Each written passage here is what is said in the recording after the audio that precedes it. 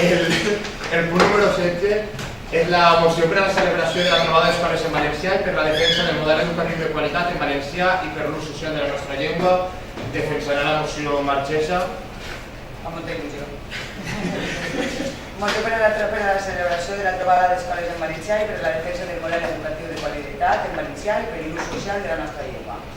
Jo, Marchesa Berrero, regidora d'Educació de l'Ajuntament d'Ondara, fent ús de la legalitat vigent, presenta el plenari de la corporació per a la seva aprovació la següent moció.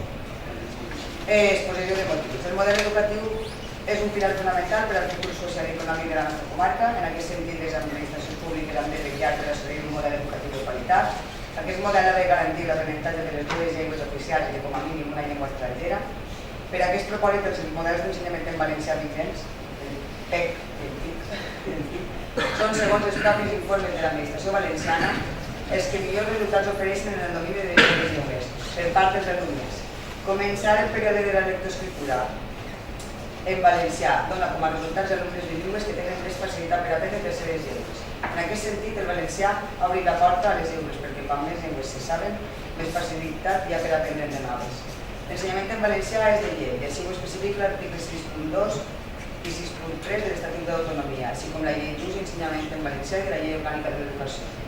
Els projectes lingüístics del centre han d'anar acompanyats d'accions d'especial promoció del valencià per part de les administracions, com especifica el mateix Estatut d'Autonomia, en les dues llengües.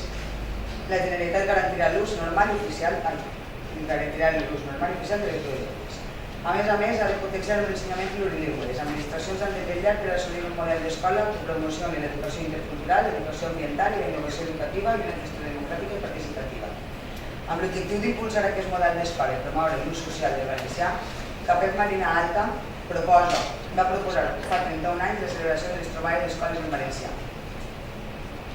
Acords. Per totes aquestes raons, proposem al plenari de l'Ajuntament d'Ondara l'adopció de les següents mesures. Sol·licitar la celebració de les 31 trobades d'escoles en valencià al nostre municipi, donar suport al model educatiu de la Capet Marina Alta, ensenyament en valencià de qualitat, desenvolupar els nostres àmbits de competència i d'actuació per a fomentar l'ús social del valencià, tant oral com escrit.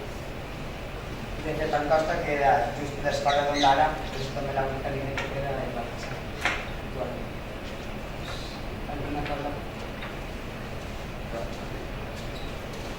Pues pasa la votació. Tots a favor.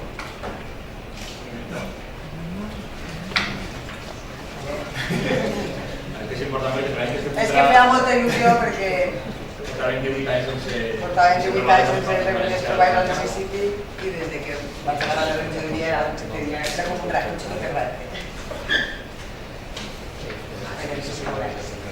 Aquesta feina és un èxit. S'ha inclòs després una moció d'urgència degut a que per qüestions de temps, com ja s'ha comentat, era el tema de la millora energètica en l'enllumenat públic i en l'enllumenat del poliesportiu municipal, segons la convocatòria del Pla Municipal d'Estat Energètic de l'any 2016. És l'urgència. Per tant, això votem si s'admet l'urgència a tràmit, justificada per això, perquè se'ns acaba el plaç per poder presentar la documentació i en cas que no s'admetés a tràmit l'urgència hauríem de convocar un plenari per a la setmana que ve. Votem l'urgència. Nosaltres volem puntualitzar que tot i que l'expedient no està complet, que és el que anem a aprovar, donem el vot de confiança i que no hagi de donar un plenari, al final, perquè no és ningú, anem a